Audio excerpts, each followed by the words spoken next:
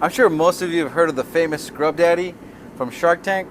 Well, they came out with this new steam clean barbecue brush, and this is a Scrub Daddy. They partnered up with Mr. Barbecue, and this is the most proven and safest way to be cleaning your grates today.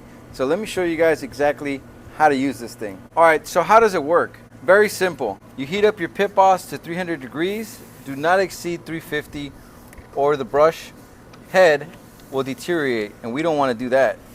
So get yourself a bucket or a bowl of water with ice, and now you're ready.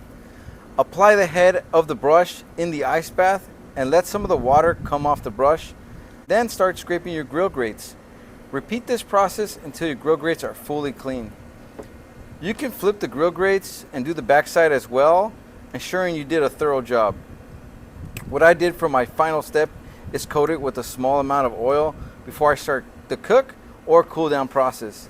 If you're cleaning your pit boss right after you cook, remember to leave the lid open to allow the cool down process to properly do its thing. Once complete, you can unplug it and go ahead and put your pit boss cover on there, and then you're all set for your next cook.